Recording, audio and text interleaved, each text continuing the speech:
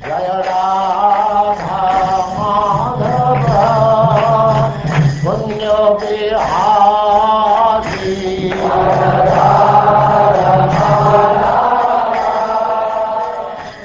And now Chapter 7, the Puranic Literatures.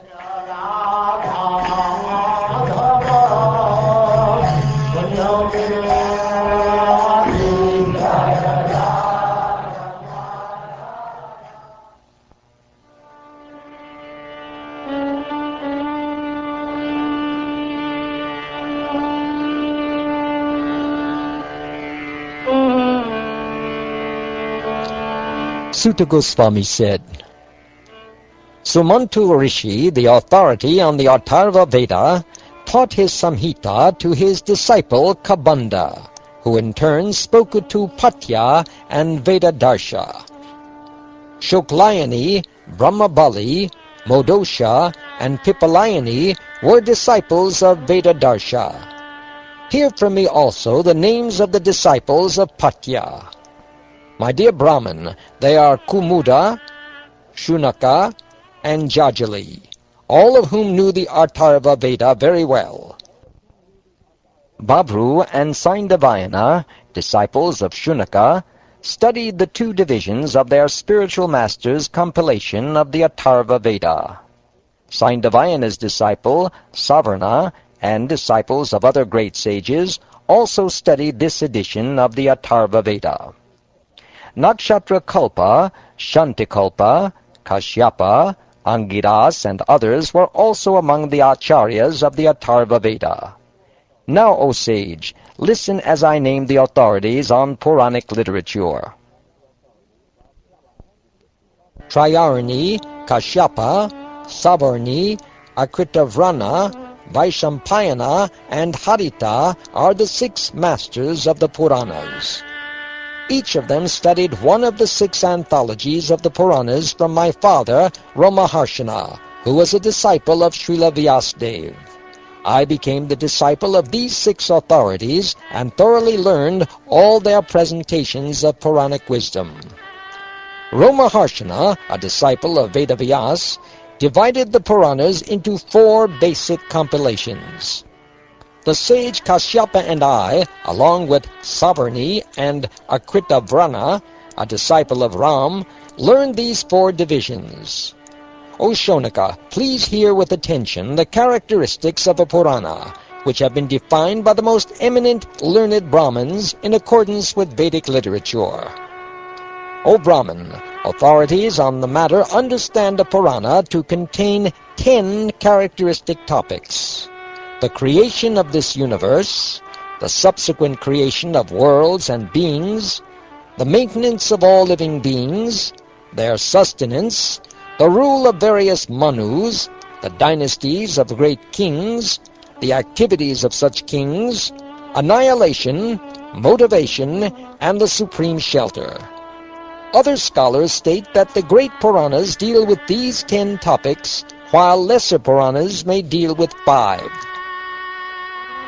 From the agitation of the original modes within the unmanifest material nature, the Mahatattva arises. From the Mahatattva comes the element false ego, which divides into 3 aspects.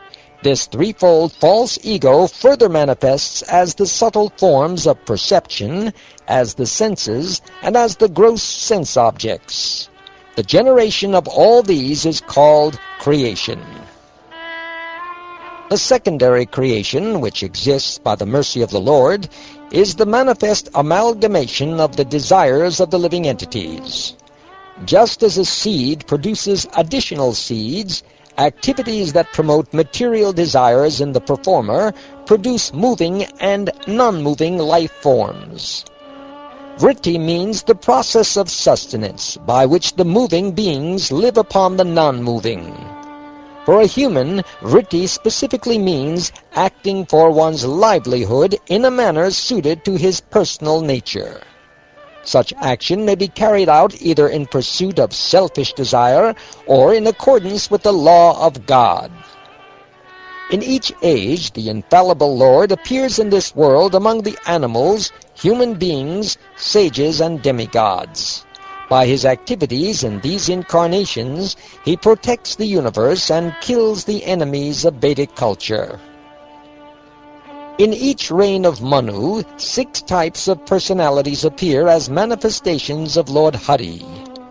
The ruling Manu, the chief demigods, the sons of Manu, Indra, the great sages, and the partial incarnations of the Supreme Personality of Godhead. Dynasties are lines of kings originating with Lord Brahma and extending continuously through past, present, and future. The accounts of such dynasties, especially of their most prominent members, constitute the subject of dynastic history.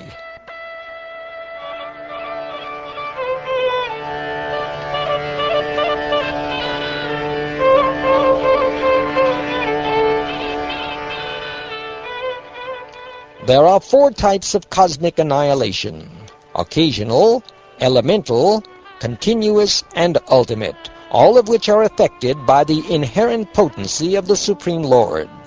Learned scholars have designated this topic as dissolution. Out of ignorance, the living being performs material activities, and thereby becomes, in one sense, the cause of the creation, maintenance, and destruction of the universe.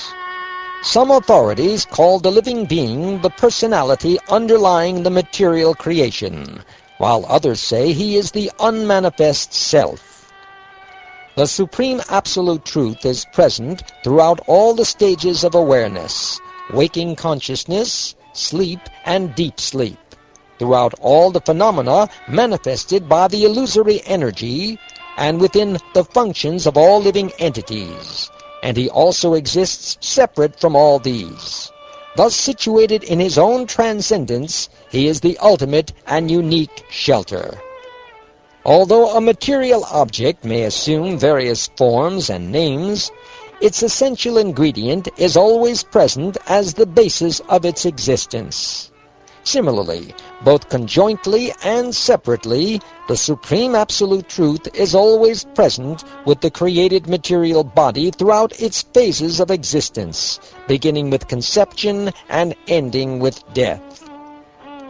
Either automatically or because of one's regulated spiritual practice, one's mind may stop functioning on the material platform of waking consciousness, sleep, and deep sleep.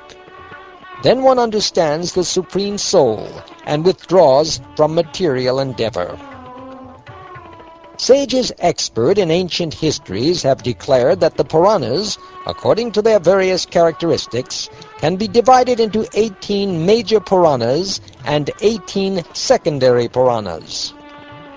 The 18 major Puranas are the Brahma, Padma, Vishnu, Shiva, Linga, Garuda, Narada, Bhagavat, Agni, Skanda, Bhavishya, Brahma-Vaivarta, Markandeya, Vamana, Varaha, Matsya, Kurma, and Brahmanda Puranas.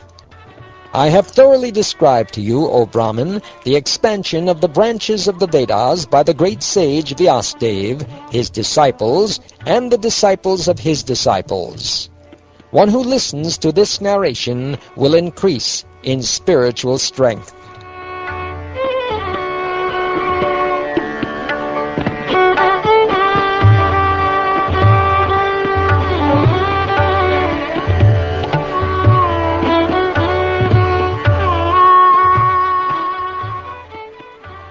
Thus ends the 7th chapter of the 12th canto of the Srimad Bhagavatam, entitled The Puranic Literatures.